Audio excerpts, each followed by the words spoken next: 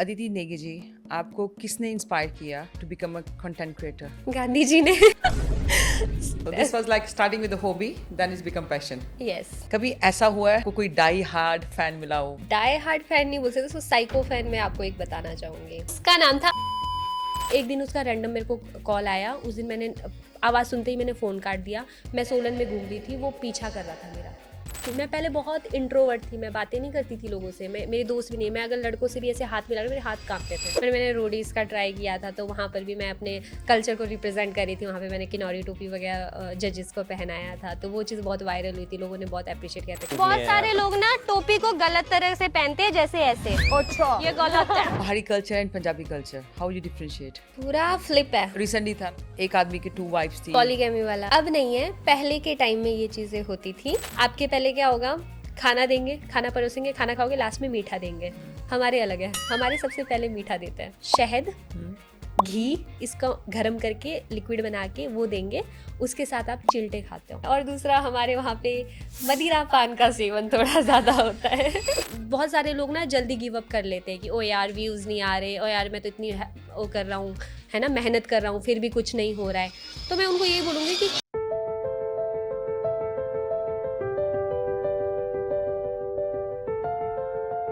Hello everyone, welcome to my podcast channel so story with Priyanka. आज हमारे podcast में एक बहुत ही प्यारे गेस्ट आए हैं। Her name is Aditi Negi. First of welcome to my podcast. Thank you so much ma'am. Aditi Negi ji, आपको किसने इंस्पायर किया to become a content creator? Gandhi ji ने। टू बी ऑनेस्ट, सीरियसली पैसा आने लगा तो मेरा खुद इंटरेस्ट बन गया था। तो मतलब एक्चुअली ऐसे हुआ था कि 2017 के बाद मैं इंस्टाग्राम पे फर्स्टली मैंने स्टार्ट किया था। पहले मैं फेसबुक पे बहुत एक्टिव रहती थी, फिर किसी रीज़न से मैंने फेसबुक डीएक्टिवेट कर दिया था। पर मुझे फ़ोटोज़ क्लिक करने का बहुत शौक था, तो मेरे जो भैया हैं उन्होंने मुझे बोला कि इंस्टाग्राम करके एक ऐप होता है, वहाँ पर आप फ़ोटोज़ अपलोड कर सकते हो। उस टाइम पे इतने उस पर फीचर्स नहीं थे कि लाइक आप मतलब कमेंट्स ठीक है, मैसेज डीएम्स भी बहुत कम लोग करते थे और यूज़र्स भी कम थे वहाँ पे। तो बस वहाँ पे फ़ोटो अपलोड करनी है, ठीक है, तो मैंने वैसे करके स्टार्ट किया। फिर वहाँ पे मेरे 3,000 फॉलोअर्स हुए।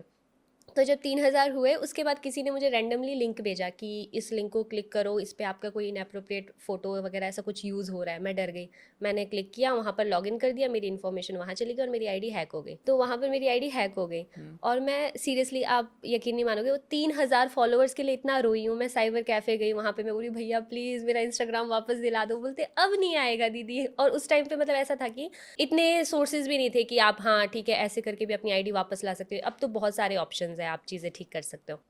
तो फिर मैं ऐसे रोई, फिर उन्होंने मुझे बोला कि आप कोई नया अकाउंट बनाओ और दोबारा से स्टार्ट करो। फिर उसके बाद फिर मैंने दोबारा पेज बनाया एक अपना, और वहाँ पर मुझे ऐसा था कि मुझे 3,000 मेरे फॉलोअर्स वापस चाहिए, जैसे भी चाहिए। तो मैं डेली एक्टिव रहती थी, स्टोरीज डालना, फोटोज़ अपलोड करना। फिर वो खुद ब खुद बूस्ट होता रहा अकाउंट मेरा। फिर वैसे वैसे करके 10K हो गए। फिर जब के हो गया, 10 में के लग गया, तो मैं ऐसे हो गई कि हाय मेरे तो के लग गए, अब तो कुछ तो है। पर मुझे ये नहीं पता था कि फॉलोवर्स से भी कुछ पैसे आते होंगे या कुछ ऐसे बेनिफिट है। मुझे बस ये शौक था कि ओके के लग गए, अब मुझे हाफ सेंचुरी करनी है। फिर 50K हो गए, फिर 1 लाख हो गए। ऐसे ऐसे करके फिर मैंने स्टार्ट किया। फिर उसके बाद फिर एक मेरा फ्रेंड था सोलन से, उसने मुझे बोला कि तू इससे पैसे क्यों नहीं कमाती है। और तब तक ऐसा था कि मैं मतलब एटीएम ही यूज़ किया होगा, वो भी मुझे इतना नहीं आता था क्योंकि मैं गांव से आई थी बिल्कुल ही। 2016 में मैं तब तक मैं अपने गांव में रही हूँ, हिमाचल प्रदेश के किन्नौर में, वहाँ पे ओके। ब्रुआ मेरे विलेज का नाम है। तो वहाँ से मैं निकली, सीधा आई सोलन में, वहाँ पर रहती थी। मुझे बस हाँ ठीक है कैश है मेरे पास या फिर एटीएम है। अब मुझे वो हैक का भी इतना सदमा लगा था कि मैं किसी को ऐसे अपना अकाउंट भी नहीं दे सकती, कुछ भी ऐसा नहीं बोल सकती थी। तो वहाँ से फिर उन्होंने मुझे बताया कि ऐसे ऐसे गूगल पे करके होता है, वहाँ पर आप अपना यूपीआई नंबर ऐसे दे के आप पैसे कर सकते हो। तो मैंने अपनी पहली प्रमोशन 50 रुपये में आई गेस वैसे किया। फिर मुझे लगा कि ओ मेरे ऑटो का खर्चा निकल गया। तो वैसे वैसे करके स्टार्ट हुआ, धीरे धीरे फिर अर्निंग स्टार्ट हो गई। तो मुझे लगा ठीक है पैसे आ रहे हैं, इंटरेस्ट भी है, ठीक है बढ़िया लग रहा है, तो चलो स्टार्ट So करते this हैं। was like starting with a hobby, then it's become passion. Yes, और गांधी जी डेफिनेटली there. गांधी जी तो आपने बोला कि आपने इन्फ्लुएंसर की जर्नी स्टार्ट की, उससे पहले भी आपने किसी और जगह में काम वगैरह किया है? ओके। मैं 10th तक ऐसी थी कि मतलब बहुत ब्राइट स्टूडेंट थी अपने वहाँ पे, ठीक है, किन्नौर में।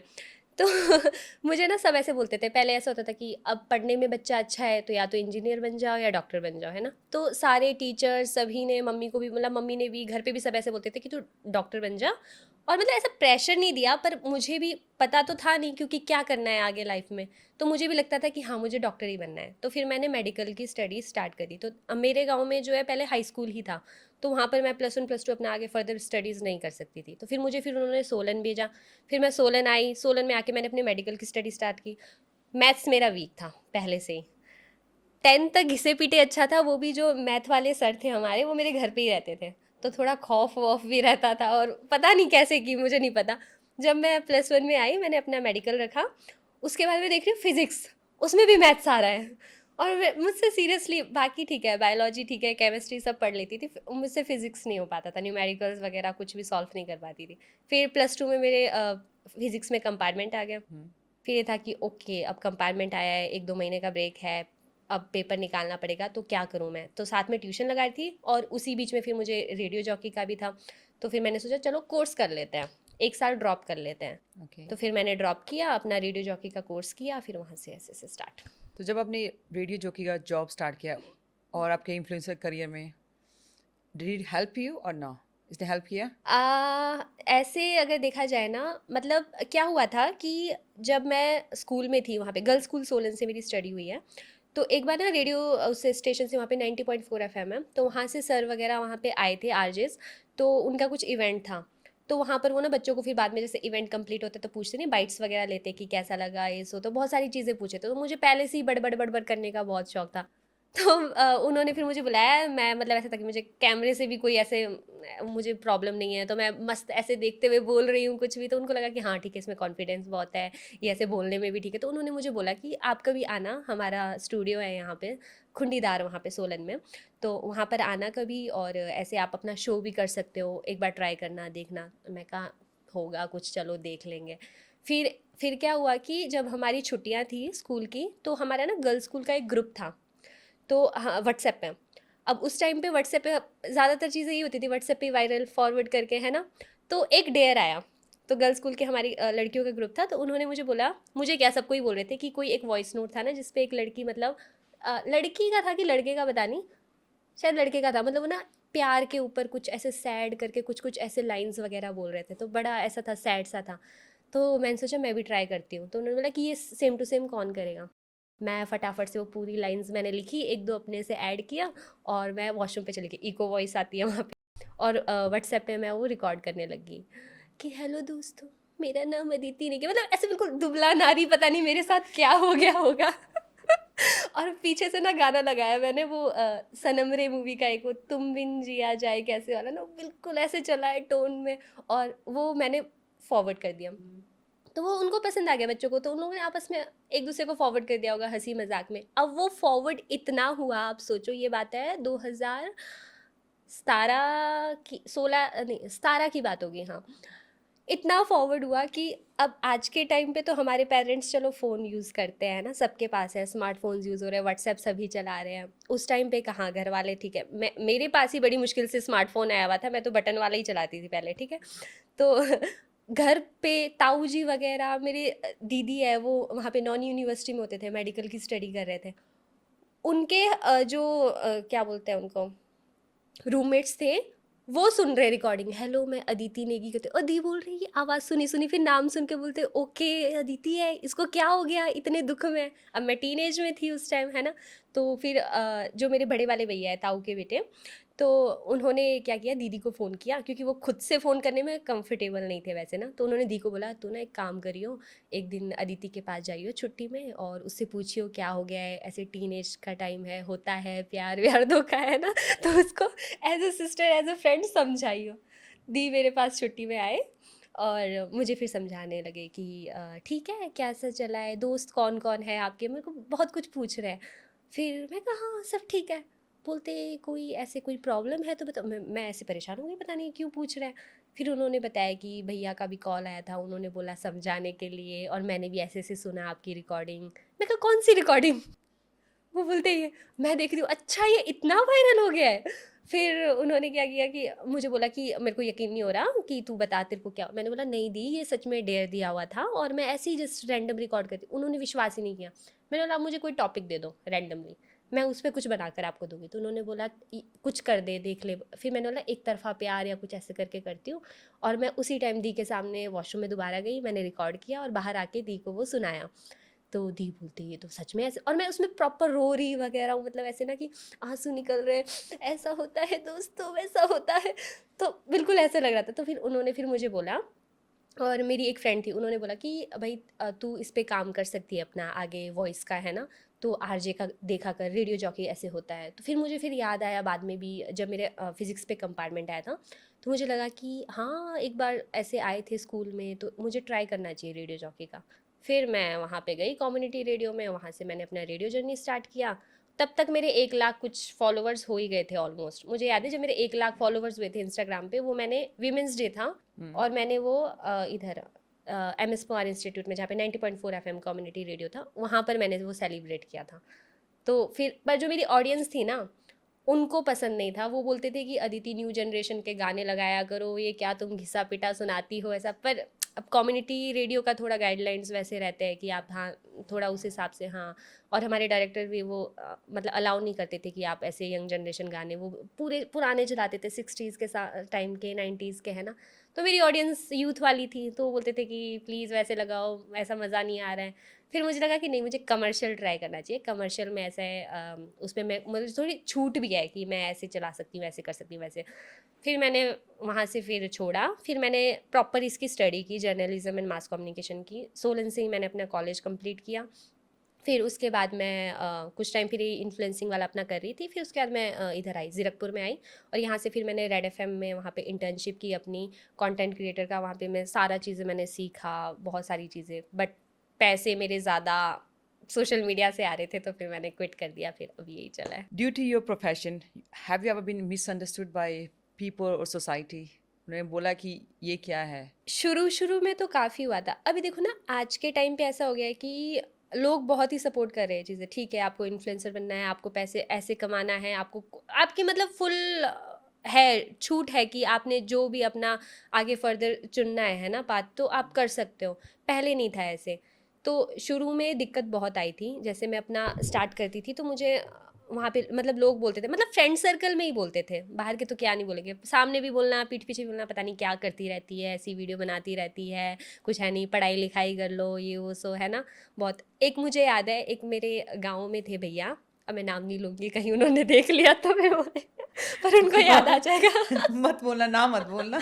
हाँ, पर उनको याद आ जाएगा अगर याद मतलब। तो क्या हुआ था कि मैं अपने गांव में खेत में गई थी, वो गोबर लेकर जा रही थी, शायद हमारे काम कुम चला रहता है खेतों में तो प्रॉपर ऐसे ना। तो मैं गोबर लेके जा रही थी, और वो भैया आए तो मुझे पूछते कि क्या कर रहे हो आजकल। तो मैंने बोला मैं ना रेडियो जॉकी का कर रही हूँ। क्या जॉकी वॉकी, क्या रेडियो होता है ये, क्या फिर मैंने बोला कि ऐसे ऐसे सोशल मीडिया में भी ऐसे। तो बोलते ये क्या होता है, चुपचाप से पढ़ाई करो, अपनी पढ़ाई करो, ये जॉकी जॉकी कुछ नहीं होता है। तो उन्होंने मुझे बहुत, और मेरे को ऐसे हिट हुआ कि ये क्या हो रहा है। और ये नहीं कि मैं उसका सुन के डिमोटिवेट होंगी, मैं और ज़्यादा मोटिवेट होगी, मैं कहा इसकी ऐसी की तैसी इसको बताती हूँ मैं। फिर मैंने कहा नहीं अब बताने। और वो आज के टाइम पे अब मुझे मिलते हैं तो बोलते हैं तेरे तो बड़े फॉलोअर्स है, तू तो बड़ी फेमस है। ये ऐसे ही होता है, पीपल जज you first, hmm, then they demotivate you, फिर जब तुम कहीं पहुंच जाते बोलते ओह हाँ। आई न्यू ये बंदी ये बंदा definitely they will do something in life. अभी मैं ना 2-3 दिन पहले इंस्टाग्राम पे बोल रही थी स्टोरी में कि क्या हुआ कि मैं ना रैंडम देख रही थी, मेरे कुछ पुराने फ्रेंड्स थे, मतलब ऐसे प्रॉपर फ्रेंड नहीं होंगे बट हाँ कॉन्टैक्ट्स में वैसे थे। तो वो लोग ना मुझे बहुत ताने मारते थे, पहले बोलते थे पता नहीं क्या करती रहती है, क्या वीडियो बनाती रहती है, ऐसा तैसा। आज देख रही हूँ वही लोग ब्लॉगर बने हुए हैं, वही लोग वीडियोस बना रहे हैं, हेलो गाइस ये सब। आई थिंक अलग तुमने है। वो एक क्या बोलते थे, एक इनको एक प्लेटफॉर्म दे दिया अभी, they are your followers but they doing something for themself. Hmm. The whole conversation when you were talking, आप बोल रहे कि आप सोलन से हो, लाइक हिमाचल प्रदेश से। मैं किन्नौर से हूँ। किन्नौर का सोलन में मेरी स्टडी हुई है। सोलन में स्टडी हुई है, हाँ। तो आप पहाड़ी एरिया से हो। हाँ जी, वो प्रॉपर। वहाँ की लाइफ और पंजाब की life, I think it's a very different culture, isn't it? पूरा फ्लिप है। फ्लिप है। How did you adjust here? क्योंकि I am not saying it's a different country, पर एक बोलते हैं ना एक एरिया से दूसरे एरिया में आने में भी एडजस्टमेंट करने में टाइम लगता है। हम्म। पहाड़ी culture and Punjabi culture, how you differentiate? पहले तो मैं आपको ना डिफरेंट, मतलब मुझे हौसला कहाँ से है मैं ऐसे बताती हूँ आपको डायरेक्ट कि जो मेरा किन्नौर का कल्चर है वो बहुत अलग है। जैसे हमारे हिमाचल के 12 डिस्ट्रिक्ट हैं, सबके अलग अलग, हर हर डिस्ट्रिक्ट में आप जाओगे अलग कल्चर है, हर ओके। डिस्ट्रिक्ट के अलग है। मैं 10th क्लास तक अपने घर पर ही, मतलब घर के नीचे स्कूल था, स्कूल के ऊपर घर है ना, तो उतना ही गई हूँ मैं। 1 किलोमीटर तक भी दूर अकेले कभी नहीं गई थी। ओके। तो मेरे लिए पहली बात तो सोलन डिस्ट्रिक्ट में आकर वहाँ पर स्टडी करना, वहाँ के डिफरेंट कल्चर पे डिफरेंट जगह पर आकर करना, वही मेरे लिए बहुत कंपटीशन वाला था। शुरू में मैंने 2016-17 में बहुत दिक्कत आई थी मुझे, जब मैं सोलन में आई हुई थी, क्योंकि वहाँ पर मैं बिल्कुल अब शहर में रह रही हूँ, गांव से एकदम से आई, बहुत सारी चीज़ें, लोगों ने पोपट भी बनाया बहुत कुछ हुआ है। तो मतलब रोई भी बहुत हूँ मैं वहाँ पे। पर ऐसे ना, जब आप अकेले रहने लग जाते हो, चीज़ें खुद ही सीखते हो, धीरे धीरे सीखते हो, तो जब मतलब मुझे ऐसा लगता है कि पंजाब तो मेरे लिए ईजी है यहाँ पर सर्वाइव करना, तो मुझे तो अच्छा भी लगता है इधर ना। सोलन जब स्टार्टिंग में आई थी तब मैं बच्ची भी थी, तो वो मेरे लिए ज़्यादा टफ था। तो वहाँ से मैंने वो डिफरेंट कल्चर, डिफरेंट जगह, सिटी में आ गई, वो सारी चीज़ें झेल ली, वो सारी चीज़ें कवर कर ली, खुद खुद सेल्फ इंडिपेंडेंट हुई, खुद कमाना स्टार्ट किया, खुद सारी चीज़ें झेली, है ना। तो उसके बाद जब इंसान खुद सेल्फ इंडिपेंडेंट हो जाता है, तो फिर क्या चंडीगढ़, क्या पंजाब, क्या कनाडा, क्या कहीं भी, तो सब जगह सर्वाइव कर सकता है। दैट आई अंडरस्टैंड कि सर्वाइव करना इज नो हार्ड अगर तुम उस चीज़ को अडेप्ट कर लो। हाँ। जैसे आप पहाड़ों से आए हो, जैसे जिसको माउंटेनियरिंग बोलते हैं, वहाँ के कल्चर्स में एक ट्राइबल कल्चर है which is like which is related to wedding. आपकी फैमिली वो कल्चर फॉलो करती है? ट्रैवल लाइक आप किस वे में कैसे पूछ रहे लाइक जैसे रिसेंटली था ना एक एक आदमी की 2 वाइफ्स थी, पॉलीगैमी वाला या आप बोल रहे पॉलीगमी हो? वाला। ओके, अब नहीं है, पहले के टाइम में ये चीज़ें होती थी। इस पर मैं वैसे पहले भी बहुत बार बात कर चुकी हूँ, मतलब जो लोग ट्रैवल कल्चर को समझते हैं उन्होंने तो काफ़ी सपोर्ट किया, पर बाहर के लोग हजम नहीं कर पाए थे इस बात को। अब मुझे नहीं पता अभी भी हजम करेंगे कि नहीं, पर एक्चुअल में ऐसा था पहले कि घर का बंटवारा ना हो, इसलिए एक घर पे एक ही बहू लाई जाती थी। जैसे कि मान लो एक घर पे 2-3 भाई है, ओके। ठीक है, तो एक ही बहू लाएंगे, क्योंकि हमारे पहले सोर्स ऑफ इनकम क्या था? खेत बगीचे, यही सब था। बहुत दूर दराज से, ऐसे कि हाँ ठीक है, बाहर जाके कोई जॉब कर रहा है, गवर्नमेंट जॉब या कुछ भी ऐसे, है ना। अब बिजनेस वगैरह तो कहाँ ही होते थे, नहीं था। तो खेती बाड़ी ये सारी चीज़ें, तो घर पे ही होता था कि अगर 2-3 बहुएं आ गई अलग अलग, तो खेतों का बंटवारा होगा, घर बट जाएगा, तो इसलिए एक ही बहू लाना, 2-3 भाई है उनसे शादी करा देते थे, ओके। फिर वही आगे रिवाज चलता रहता था, चलता रहता था। बट ये बाद में फिर, अब ऑब्वियसली आज के कल्चर में, आज की जनरेशन में कौन अपनी बीवी शेयर करना चाहेगा? आपकी फैमिली में ने ये फॉलो किया? पहले के टाइम पे यस था। Like your family had the हाँ, सेम थिंग? फैमिली में पहले था कि जब मेरी दादी घर पे एक लाई थी, मेरे 4 दादा थे, तो उनकी वैसे शादी कराई थी, देन उन्हीं के ही फिर बच्चे आगे आगे, वैसे तो उससे पहले भी अब पूर्वज होंगे, उनकी भी हुई हुई थी। अब नहीं है, अब नहीं पहले है, पहले दे होता चेंज था। विद द टाइम, हाँ, बट चेंज टाइम इट के डिड साथ। एग्जिस्ट किया ये था। अभी देखो, बिल्कुल अगर आप जाकर ढूंढोगे तो मे बी शायद कुछ घरों में ऐसे मिल जाए, पर अभी इतना नहीं है, अब ऐसा नहीं है। अभी लास्ट ईयर एक केस भी आया था ना सिरमौर साइड से, जहाँ पर 2 भाइयों से एक बीवी ने शादी की थी, जो अभी तो काफ़ी वायरल भी है। शायद मैंने उनके बीच में रील्स वगैरह भी देखे थे, कुछ जोड़ीदारी करके कुछ उनका यस पेज यस, है ना। I saw that one as well. हाँ। मैंने अभी कुछ रिसेंट पहले ही देखा था। तो वैसा है, अब कुछ कुछ जगहों पर अभी भी एक मतलब मानते हैं, कर रहे हैं। अगर वो लोग खुश है आपस में, तो फिर मैं कमेंट करने वाली कौन होती हूँ? मैं कुछ नहीं बोल सकती। आप अपने कल्चर के बारे में कुछ बताना चाहेंगे, जैसे विच इज समथिंग एक्स्ट्राऑर्डिनरी, कुछ सबसे अलग है? हमारे कल्चर में तो सब कुछ बहुत अलग है। आप आओगे ना, लाइक पहली चीज़ तो जो हमारा किन्नौर है, बहुत ही हमारा रिच कल्चर है। ओके। आप आओगे ना, आप देखोगे जो हमारी दुल्हन होती है, अब यहाँ साइड पे क्या है कि आप सूट पहन रहे हो, कुछ हैवी सा, है ना, दुल्हन लहंगा पहन रही है, साड़ी पहन रही है। हमारे वहाँ पे एक प्रॉपर धोड़ू होती है, वो ऊन का बना होता है, वो धोड़ू पहनाते हैं। उसकी चोली हो गई, उसका फिर शॉल हो गया, फिर जो लड़की होती है उसको पूरी ज्वेलरी से ढकता है। ओके। जब यहाँ पर देखोगे कि लड़की को घूंघट से ढका जाता है, जो हमारे घूंघट है वो हमारी ज्वेलरीज हैं, ओके। वहाँ पे चांदी सोना ही है, ठीक है। उससे पूरा ज्वेलरी, आप गूगल भी करोगे ना, आपको दिखेगा पूरी ज्वेलरीज ऐसे भरी हुई होती है, बहुत ही प्यारे लगता है। हमारे वहाँ पे आप आओगे, मेहमानों का इतने अच्छे से वेलकम करते हैं। आप कभी भी आओ, आप 10 दिन भी आराम से रहोगे ना किसी अननोन के पास, आप बोलोगे कि मेरे को कुछ ऐसे प्रॉब्लम आ रही है या फिर स्टे नहीं मिल रहा, कुछ ऐसे, बिना कुछ पूछे आपको अपने घर पे रख लेंगे पूरा, मतलब इस तरह से। और कल्चर पे, और जैसे शादी है, अभी मैं आपको रिसेंटली बताती हूँ क्या हुआ। लास्ट ईयर की बात है, एक मेरी दी है वहीं से, हिमाचल, सॉरी ब्रुआ, मेरे गांव से है। तो उन दी की शादी थी, इधर से थे वो, फतेहगढ़ से कि कहीं इस साइड से थे, पंजाब साइड से ना दूल्हा। तो अब हमने 2 कल्चर साथ में देखा शादी, ठीक है? अब लड़की प्रॉपर किन्नौरी वो कल्चर के साथ हम लोग जा रहे हैं और पंजाब का कल्चर मिल रहा है। तो मैंने जैसे पंजाबी शादी भी अटेंड की ना, आप लोगों के क्या होता है कि जब दुल्हन की विदाई होती है, तो दुल्हन के साथ शायद उनका भाई जाता है या होने के 1-2 लिए। पर्सन ही जाते हैं, है ना? कुछ ऐसा रहता है। हमारे जब विदाई होती है पूरा टब्बर साथ में जाता है। ओके। हाँ, मतलब साथ सिर्फ घर से मम्मी नहीं जाती है, माँ मासी को छोड़ के, मासी का भी मुझे शायद इतना पता नहीं है, शायद होता है हाँ, मतलब माँ मासी को छोड़ के बाकी घर से, चाहे चाचा है, चाहे दूर का रिश्तेदार है, चाहे बहन है, चाहे दोस्त के दोस्त है, मतलब सब जाएंगे उसके घर पे।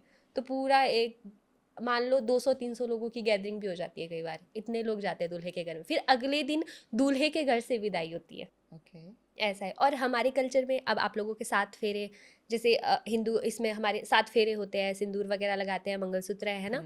और आपके पंजाब में शायद 4 फेरे कितने वो होते हैं? लामा होती हैं, 4 हाँ, लामा। 4 लामा, सॉरी मुझे एग्जैक्ट इतना नहीं पता, पर हाँ गुरुद्वारे पे जो अरे 4 लामा आपके, होती हाँ हैं। लामा, लामा ना? लामा। ला, लामा। लावा, सॉरी। It's okay. 4 लावा, मुझे नहीं पता इतना ना, तो हाँ बस मुझे ये पता है कि 4 लावा वो कुछ ऐसा होता है। हमारे वहाँ पे फेरे कुछ नहीं होते, हमारे वहाँ पे नो हवन, नो नथिंग। हमारे वहाँ पे सिंपल दूल्हा आएगा अपने बारात के साथ, और घर पर आके दुल्हन जैसे अपने पहले कॉस्ट्यूम सूट वगैरह पहना या कुछ वैसे पहने, उससे पहले मिलेंगे, वहाँ पे रिंग सेरेमनी हो गई, सिंदूर लगा दिया, मंगलसूत्र हो गया, है ना? That's it. उसके बाद दूल्हा जाके वहाँ पे जो हमारी मेन रसोई होती है, जो हमारा रसोई होता है ना, उसको ही सबसे पहले मतलब घर का मेन हिस्सा मानते हैं। वहाँ का जो हमारा चूल्हा है, वहाँ की हमारी चूल्हों की पूजा होती है, हमारे इष्ट देवी देवता वहाँ पर बसते हैं, हम बोलते तो वो बहुत शुद्ध मानते हैं हम। तो वहाँ पर उधर बैठेंगे, चूल्हे के आसपास है ना, आग उग अंगीठी जली हुई है, मानो अगर सर्दियों का टाइम है जैसे बैठे हैं, तो अभी आएंगे घर के लोग, फिर एक एक करके हमारे ड्राई फ्रूट्स के माला होते हैं, तो वो माला पहनाकर इंट्रोड्यूस करते कि ये आपके चाचा है, या आपकी चाची है, या आपकी, अच्छा, फूलों की जगह ड्राई फ्रूट की हाँ माला। हाँ, हमारे ड्राई फ्रूट्स की माला होती है।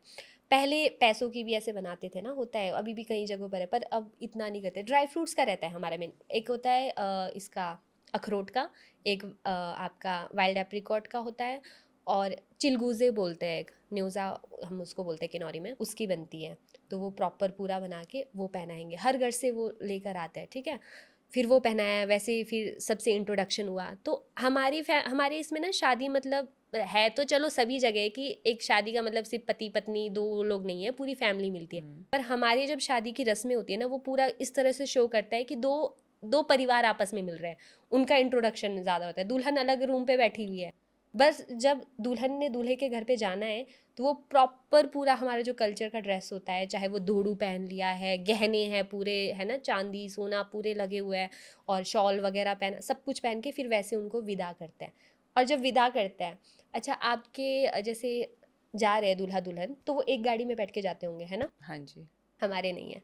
हमारे जब विदाई हो रही होती है, सबसे पहली गाड़ी जो जाती है वो सबसे पहली गाड़ी पूजा वाली गाड़ी जाती है। ओके। एक गाड़ी होगी जिसमें पूजा, नारियल वगैरह रखा होगा। पहले के टाइम पे भेड़ बकरियों को भी काटते थे ऐसे, हाँ। तो अब तो नहीं, अब तो लोग मना करते, तो वो बलि, नारियल उसको बलि वगैरह, देना बोलते हैं ना। हाँ बलि देते थे।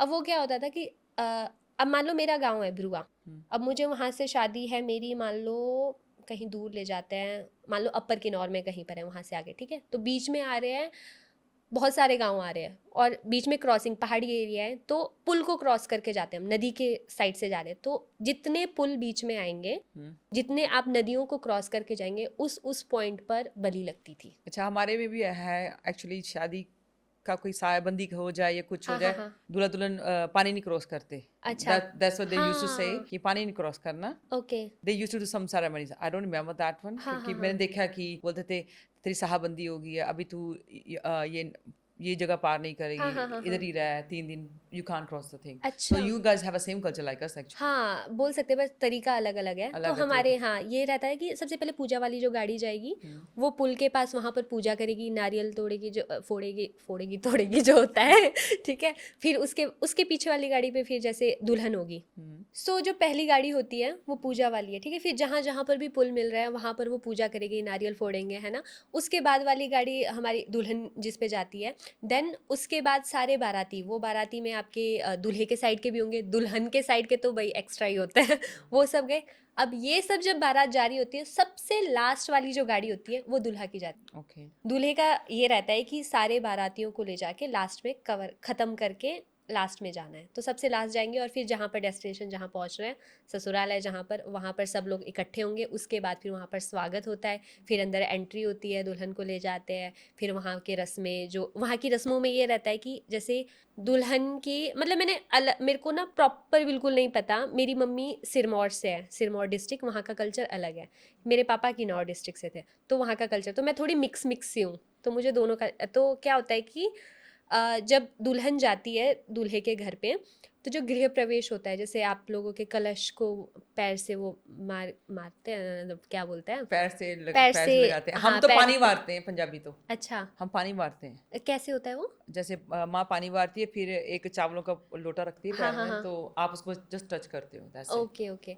हमारे मारते में नहीं, हम टच करते हैं सिर्फ, कि हमारे ताकि लक्ष्मी अंदर घर के अंदर एंटर कर रही है, हाँ, उसका स्वागत। हमारे में ये होता है कि अगर दुल्हन की मम्मी या मासी करती है, या मतलब मैं ना कई बार गलत भी बोलती हूँ, करने लग जाएंगे सब कमेंट, मतलब मुझे ज़्यादा नहीं पता है, ठीक है, जितना मैंने देखा मैं उस हिसाब से बता रही हूँ। या जो दूल्हे की बहन होती है, ठीक है, वो गृह प्रवेश कराती है। एक हमारे ऐसे छाट वो बनाते हैं, एक प्रात सी होती है उसकी, पीतल की या कोई ऐसे ना, उसमें चावल वगैरह जैसे वो सब रखा है, दिया जलाया होता है, तो वो ऐसे दिया उसको लेकर उनको, अब दुल्हन का मुंह आगे की ओर है, घर के अंदर की ओर गृह प्रवेश करे, तो जो दुल्हन अर्ली साइड है, या मासी है, मम्मी जो होते हैं, या फिर जो बहन है, वो ऐसे, वैसे तो बहन करती है, हाँ ननद करती है, तो वो उनको लेकर ऐसे ऐसे करते हुए घर में अंदर ले जाते हैं, जहाँ पर रसोई है मेन, फिर वहाँ पर वो दिया जलाते हैं, फिर वो दिया जलता है, फिर वहाँ पर सारे लोग आएंगे, जैसे उनका कल्चर का मतलब जो भी रिवाज वगैरह वो सब किया अपना, और बाकी जितने बारातियाँ हैं उनको कोई लेना देना, नीचे जाके बस डांस करते रहेंगे पूरी रात,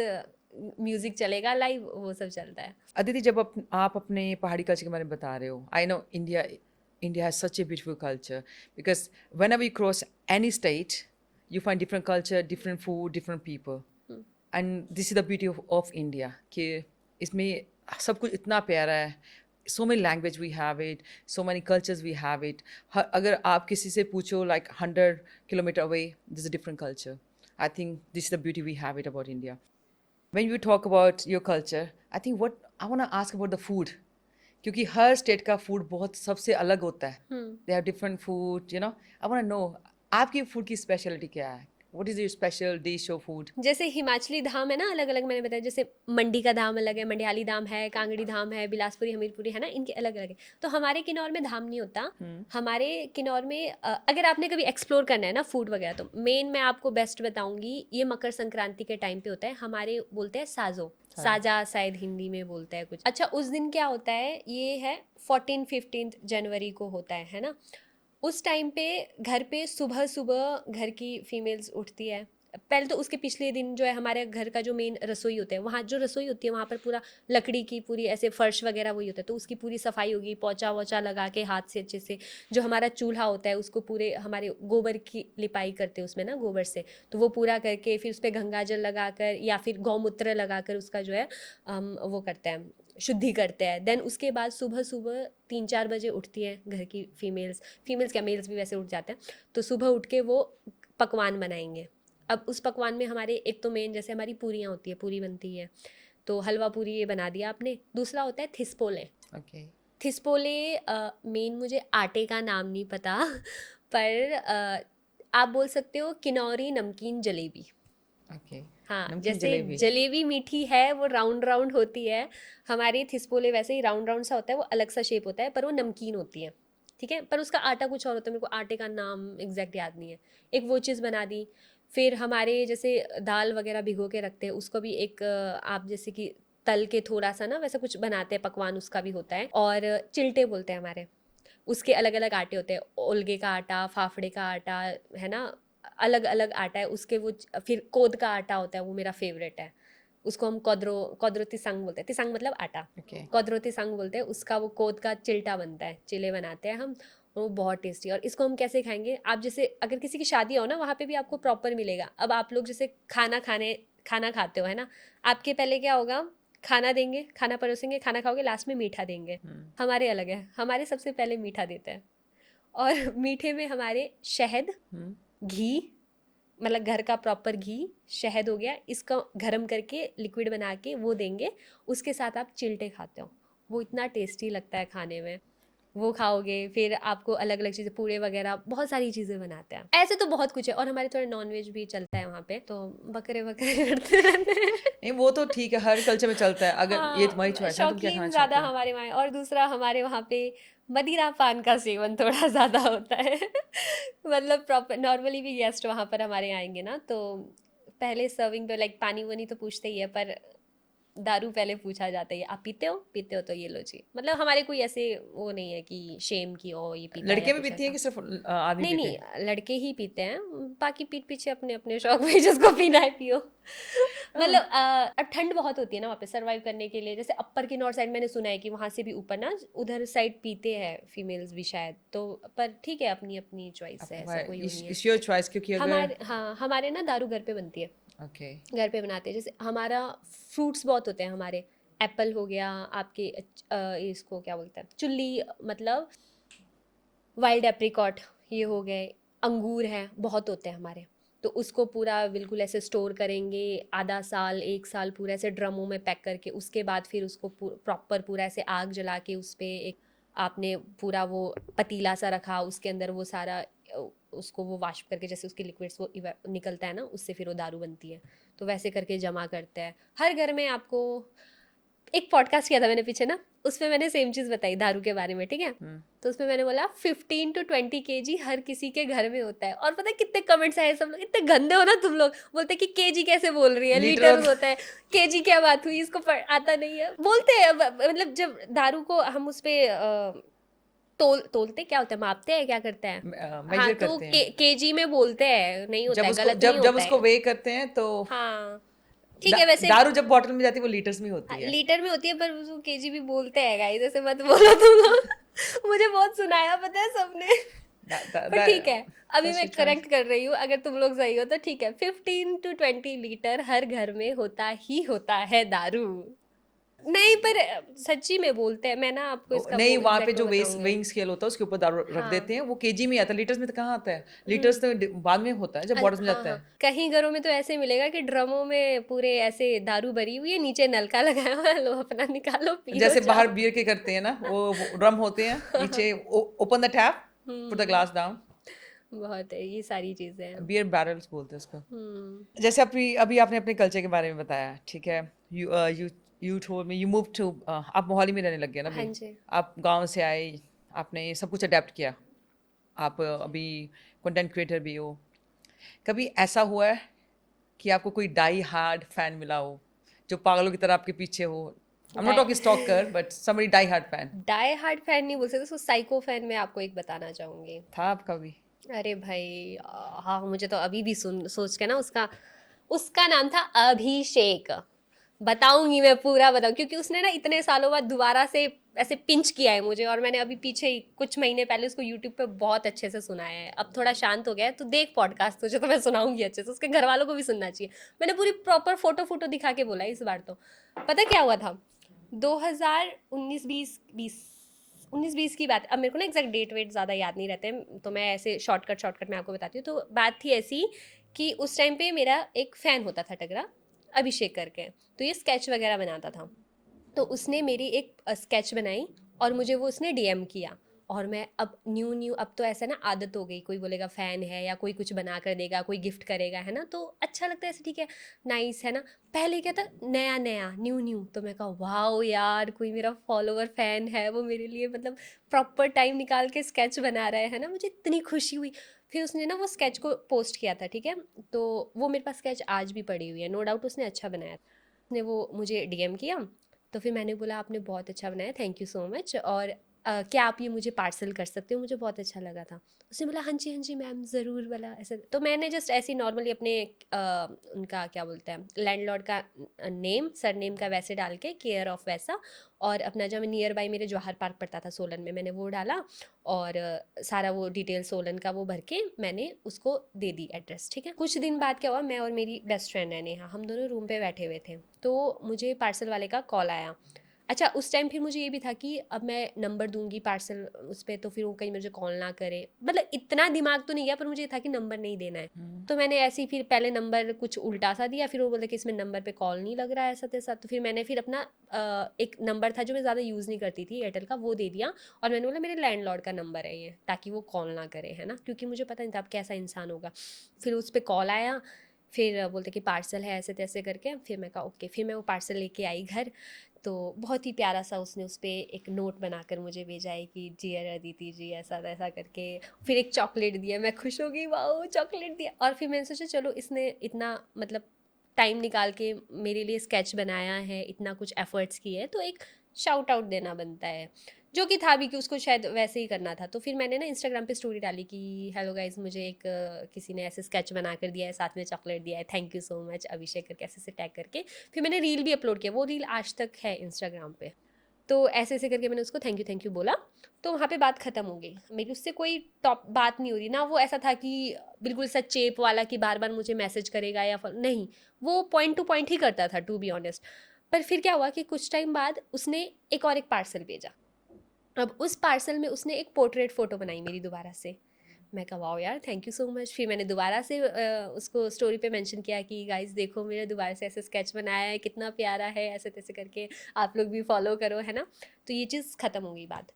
फिर तीसरी बार उसने दोबारा भेजा, एक वाइट सी शर्ट भेजी, उस पर ना मेरी ऐसे वो, मेरा इंस्टाग्राम हैंडल है नेगी अदिति रोज के नाम से, तो उसने नेगी अदिति रोज ऐसा ऐसे ऐसे लिख के पोर्ट्रेट में मेरे फेस बनाया, उसी नेम से कुछ बनाते हैं उसको, क्या बोलते हैं एग्जैक्ट मुझे पता नहीं है, तो वैसा बना के उसने भेजा। मैं इतनी खुश हो गई यार, ये क्या क्रिएटिविटी है भाई, इसने तो ऐसे बनाया है ना, बड़ा अच्छा है। फिर मैं कहा थैंक यू। तो उसके बाद ऐसा था कि कभी वो डीएम ऐसे कई बार स्टोरी रिप्लाईज या कभी कुछ ऐसे करता था, तो मेरे नज़र में था कि हाँ कि ये है, ये लड़का है, ये बेचता है, तो चलो ठीक है, इसको कई बार रिप्लाई कर देती थी। फिर एक दिन उसका मुझे मैसेज आया कि अदिति जी मेरे ना ताऊ जी, उसने शायद बोला था कि शिमला में किसी होटल की ओपनिंग है, ठीक है, तो मैंने वहाँ पर जाना है, तो मैं सोलन होते हुए जाऊँगा। वो उस टाइम उत्तराखंड में रहता था, वहाँ पर वो अपना ये आर्ट का शायद से सीख रहा था, स्टडी कर रहा था। तो बोलता कि मैं ना ऐसे ऐसे करके आऊँगा, तो मैं सोलन होके जाऊँगा, तो आप मुझसे प्लीज़ 5 मिनट के लिए मिल सकते हो। मैंने बोला मैं तो ऐसे अननोन पर्सन से नहीं मिलती, रियली सॉरी। उसने बोला कि अगर आप फ्री होंगे तो प्लीज़ देख लेना। फिर मुझे लगा यार बेचारा इतना एफर्ट्स करता है ना, इतनी बार इसने ऐसे स्केच वगैरह बनाया, ठीक है 2 मिनट के लिए मिल लेती हूँ। तो फिर मैंने उसको बोला ठीक है, अगर आप जब यहाँ पर पहुँच रहे होंगे सोलन तो मुझे बता देना, अगर मैं मार्केट साइड ही होंगी मॉल रोड, क्योंकि मेरा जो रूम था वो मॉल रोड के साथ ही था, तो मैंने ना इधर कहीं होंगी तो मैं आपसे मिल लूँगी। तो फिर मैंने मेरी फ्रेंड को बोला, नेहा को, कि यार ऐसे ऐसे वो लड़का आ रहा है तो मिलने चलते हैं। मेरा आज तक है कि मैं कभी किसी से ऐसे अकेले मिलने नहीं जाती, मेरे को थोड़ा लगता है डर, तो मैं हमेशा मेरी फ्रेंड को ले जाती थी साथ में। तो वो और मैं गए, तो मॉल रोड पे वो मिला, एंड फिर उसने मतलब हाय हेलो किया, हमने बात की, ठीक है, अच्छे से सब कुछ ठीक है। उसने फिर फ़ोटो भी खींची थी। फिर उसने फिर मुझे बोला कि मेरी ना जो बस है वो शाम की है, तो अब मैं क्या करूँ तब तक। फिर बोला आपने तो सोलन शिमला जाना था। उसने बोला वो तो मैं जाके आ गया सुबह, 5-6 बजे की सुबह की वो ओपनिंग थी, वो कर ली मैंने, अब मैं शाम को ही बस है। अब मुझे ये भी पता था क्योंकि मेरी दीदी उस टाइम पंतनगर में होते थे, तो वहाँ की एक ही बस जाती थी शाम को 7 बजे के करीब, वो टनकपुर वाली कुछ ऐसा कुछ था, तो मुझे वो पता था कि हाँ वो जाती है उस साइड, नैनीताल साइड ही कहीं उसने जाना था। तो मैं कहा हाँ वो तो लेट ही जाती है। तो उसने बोला मैं थोड़ा बिजी हूँ, अगर आपके पास टाइम होगा तो इफ़ यू डोंट माइंड हम लंच कर सकते हैं साथ में। फिर मैंने कहा, फिर मुझे थोड़ा ऑकवर्ड भी लगा, फिर मेरे साथ थी नेहा भी थी, मेरी दोस्त थी, तो मैं कहा चल थोड़ी देर के लिए और टाइम दे देते हैं। मैं कहा पर मुझे जाना है, मेरे को काम है। उसने बोला कोई बात नहीं, ठीक है ठीक है। तो हम गए, लंच किया हमने। फिर उतने में मुझे 2 प्रमोशंस आए हुए थे, वो गिव अवे वाली वीडियोस बनानी थी, तो उनके मुझे प्रमोशनल वीडियो बनाते थे। उसने मुझे ऐसे बोला कि मैं वेला तो हूँ, मैं एक काम करता हूँ ना, मैं आपका शूट करके दे देता हूँ, आप बना लेना। मुझे लगा ठीक है, अगला करके दे रहा है, ठीक है कर लेते हैं, है ना। तो फिर हम वहाँ पे चिल्ड्रन पार्क था सामने, वहाँ पर गए, फिर उसने वो शूट किया, गिव अवे की वीडियोस मैंने बनाई, उसके बाद वो चला गया अपना, ठीक है। फिर हम भी आ गए, मैं और मेरी फ्रेंड अपना घूम रहे थे। तो फिर उसके बाद मैंने वो पोस्ट की, गिव अवे के 2 ब्रांड्स के थे वो। उसने क्या किया, उस उन ब्रांड्स वालों को मैसेज करके उस वो परचेजिंग करता था, मतलब जैसे वो कूपन कोड्स वगैरह लगाते हैं ना कि अदि मतलब मेरा कोई कोड है, इस कोड से आप मंगाओगे तो इतना % ऑफ, ऐसे। तो वो उनको मैसेज करेगा कि मैं अदिति का फ़ैन हूँ, मुझे इतने पार्सल्स भेज दो, इतने भेज दो। तो वो बड़ा कुछ खरीदता रहता था, चाहे मैं फ़ोन केसेस के कर रही हूँ, कभी हुडीज़ वगैरह किसी भी ब्रांड का कर रही हूँ, किसी की भी मैं प्रमोशन करूँगी इंस्टाग्राम पे, वो इंसान सबसे कुछ ना कुछ मंगाता था। तो फिर एक थे सर थे जिनका था हिमचाम अपैरल्स करके था, उनका ना ब्रांड था।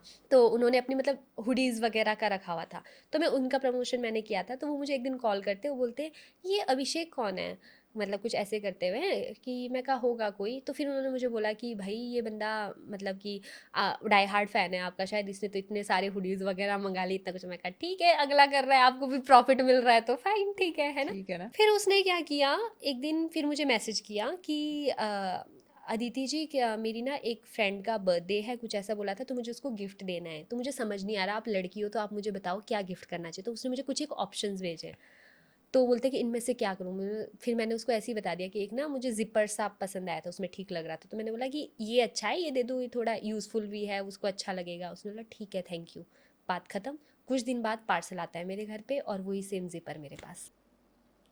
तब मुझे इतना गुस्सा आया कि ये इंसान मुझे क्यों दे रहा है। तब मुझे उसकी इंटेंशन पता चली कि भाई ये तो थोड़ा सा अलग है। ऐसे मैं इसको लेके चली हूँ कि फ़ैन है कुछ नहीं, इसका थोड़ा इंटेंशन ज़्यादा है। फिर मैंने उसको बहुत सुनाया कि भाई तुम ऐसे कैसे मुझे भेज रहे हो, एक तो तुमने फिर पहले बोला कि हाँ ठीक है फ्रेंड फ्रेंड को देना है, फिर उसके बाद तुम मुझे भेजो, तुमने क्या समझ के रखा है कि मैं इन चीज़ों से इंप्रेस होंगी। ये वो सब मैंने रिटर्न करी थी, वो रिटर्न नहीं हुआ। फिर मेरी फ्रेंड ने बोला छोड़ो परे रहने दो, आगे से इसको भाव मत देना, रख लो। तो मैंने वो कभी पहना भी नहीं, मैंने उसको रख के रखा अपने वार्डरोब पे, ठीक है।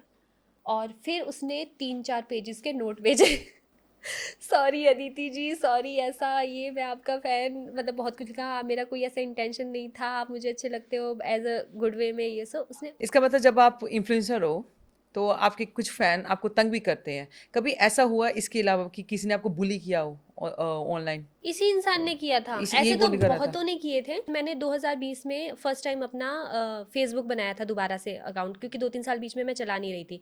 तो वहाँ पर मेरी मम्मी ऐड थे, फैमिली मेंबर्स थे सारे फेसबुक पे। तो उसने वहाँ से, मेरे पापा नहीं हैं, तो वहाँ पे मेरे पापा के साथ मेरी फ़ोटो थी, वो मुझे इंस्टाग्राम पे भेजा है कि ये लो तुम्हारे पापा के साथ तुम्हारी फ़ोटो तुम्हारे पास नहीं होगी। मुझे इतना पारा हाई हो गया था, मैं तुम समझते क्या हो अपने आप को। मैंने सब जगह से उसको ब्लॉक मार दिया।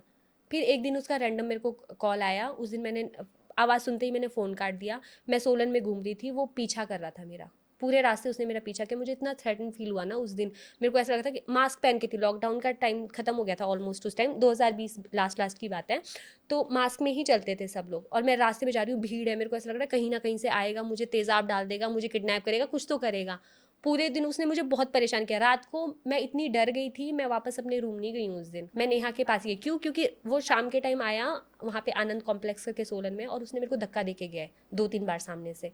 और जब मैंने उसको टोका, फिर बाद में उसके नेहा के मास्टर वगैरह आए, उनके साथ हम गाड़ी में जा रहे थे, हमने 2-3 चक्कर लगाए सोलन के। वो मेरे फ्लैट के आसपास ही भटक रहा था। With your incident what we I understood कि अगर आप इन्फ्लुएंसर हो या कंटेंट क्रिएटर हो, जब आप लाइव होते हो 24 आवर्स ए डे, तो आपकी सेफ्टी भी रिस्क पे जाती है। हाँ, वो चीज़ें रहती, यू हैव टू क्योंकि नहीं पता ना कि लोग कैसे हैं, सब अच्छे इंटेंशन से आपको बात करें ज़रूरी टेंशन नहीं है। चाहिए। वो इंसान इतने साल हो गए, देखो मुझे लगा था कि अब भूल गया होगा, ख़त्म हो गया टॉपिक। लास्ट ईयर मैं अपनी व्लॉगिंग दोबारा से स्टार्ट करी थी यूट्यूब पर, वो उस पे इतने गंदे-गंदे कमेंट्स करने लगा मेरे लिए।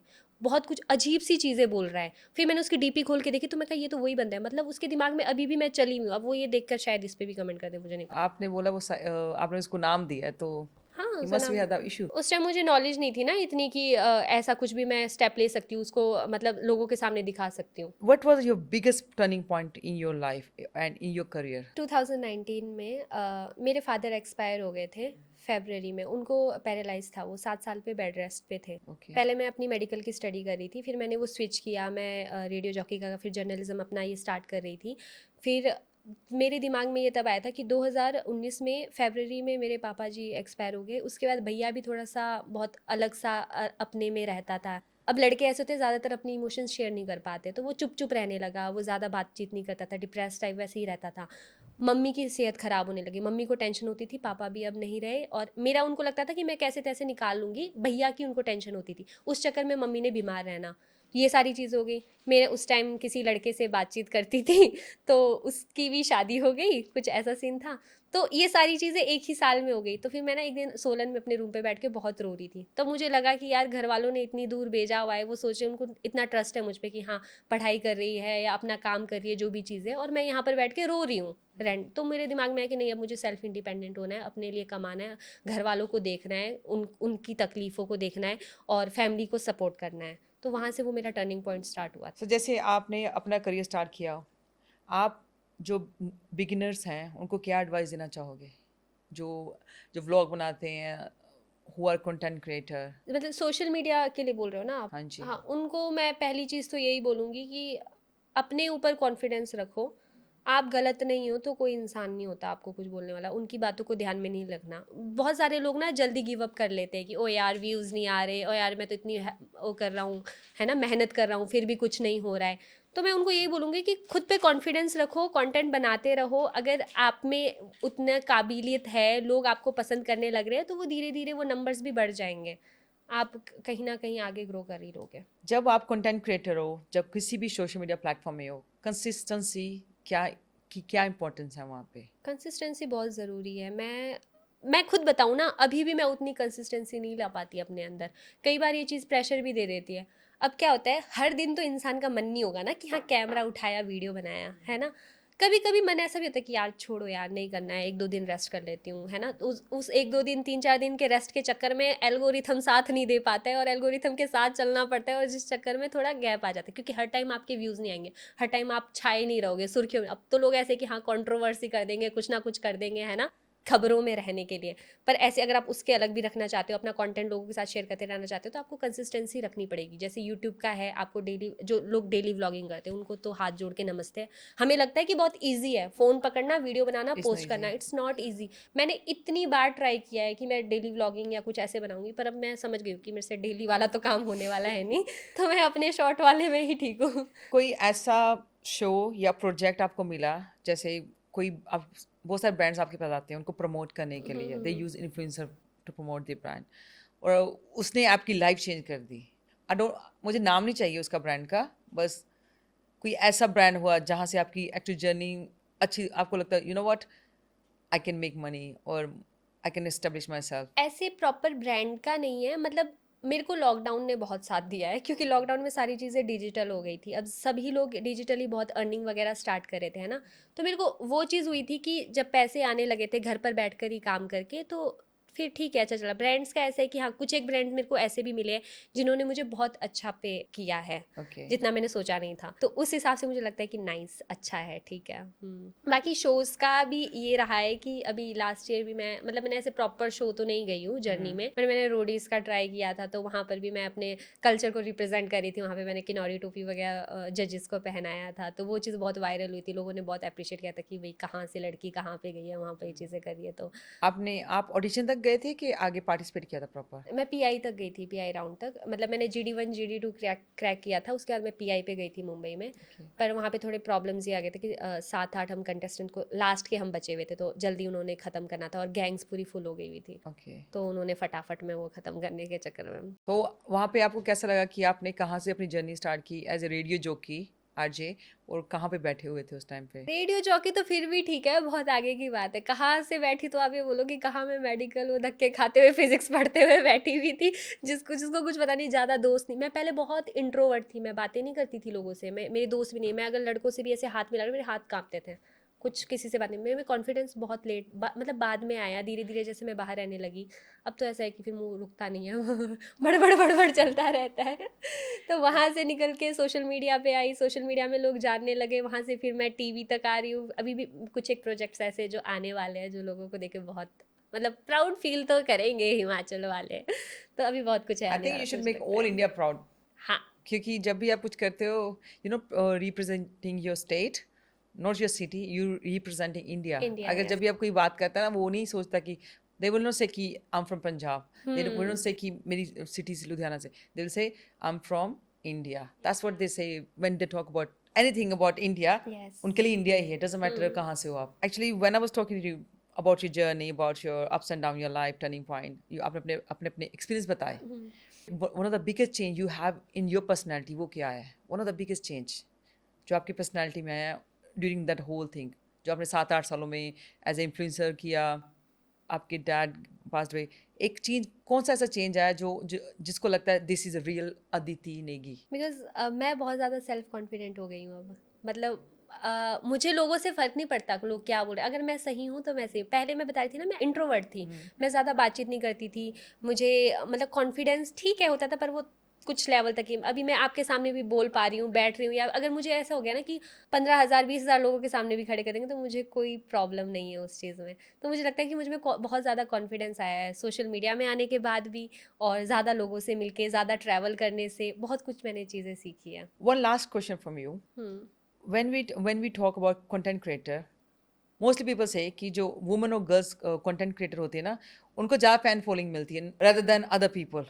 जैसे man, they always say कि जो women content creator वो सारा fan page ले जाती हैं. मैं इस पर, अब पता नहीं लोगों को बात बुरी लगेगी अच्छी लगेगी, मैं बोलना चाहूँगी कंटेंट क्रिएटर अलग चीज़ है, ठीक है, और जो आप लोग एवं ही किसी को भी फॉलो करके बैठ जाते हो वो अलग चीज़ है। अब वो तुम्हारी ही गलती है, तुम्हें बस किसी का भी ग्लैमर दिख गया, कुछ दिख गया, फॉलो करके बैठे हो। उनको मैं कंटेंट क्रिएटर नहीं बोलूँगी कि जो हाँ अपने आप को बस ऐसे, मतलब समझ लो ना, बहुत इनएप्रोप्रिएट है, बहुत सारी चीज़ें चली जो ऐसे दिखाते हैं, है ना, तो वो चीज़ नहीं है। पर एज अ कंटेंट क्रिएटर अगर आप लोग है ना, मैं बता रही हूँ लड़कियों से ज़्यादा टैलेंटेड आज के टाइम पे लड़के, मतलब लड़कियाँ तो है नो डाउट, अब उनको तो लड़के ऐसे ब्यूटी वगैरह देख के भी फॉलो कर लेते हैं, बट लड़के भी आज के टाइम पे बहुत ज़्यादा मतलब क्रिएटिव है। मेरे बहुत सारे ऐसे कंटेंट क्रिएटर फ्रेंड्स हैं जो मतलब इतने टैलेंटेड है, और मैं ये मानती हूँ कि अगर मेरे मान लो 4 लाख फॉलोवर्स भी है ना, और अगर किसी लड़के के 1 लाख फॉलोवर्स है तो वो मेरे 4 लाख के बराबर, क्योंकि उनकी वो तगड़ी, वो बिल्कुल मतलब उनका कंटेंट देख के उनको फॉलो करने वाले हैं। हमें तो ऐसा है कि कई बार हाँ खूबसूरत है, क्यूट है, ठीक है करके भी लोग फॉलो कर लेते हैं, तो लड़कों के थोड़े जेन्युइन फॉलोवर्स होते हैं। Okay. Before we finish our podcast, हम्म आप हमारी ऑडियंस को कोई एडवाइस देना चाहेंगे? Regarding Anything. What you think they should learn from you? You believe कि उनको ये चीज़ करनी चाहिए. देखो, मैं तो ऐसे कोई नहीं होती ऐसे बोलने वाली, बट जो मैंने देखा है, जो मेरे फॉलोअर्स भी मुझे बोलते हैं, जो मुझे बोलते हैं कि जो वो लोग मुझसे इंस्पायर होते हैं, वो यही है कि वो मुझे हमेशा खुश देखते हैं। मैं खुश रहती हूँ, मस्त जो मेरे मुंह में आता है मैं बोलती हूँ, बिंदास रहती हूँ। तो मैं सबको मूल मंत्र यही देना चाहती हूँ कि अपने आप से प्यार करो, खुश रहो। जो इंसान खुद से प्यार करता है वो अपनी खुद की केयर करेगा, खुद की बॉडी का ध्यान रखेगा, खुद को खुश रखेगा, वो सबको खुश रखेगा।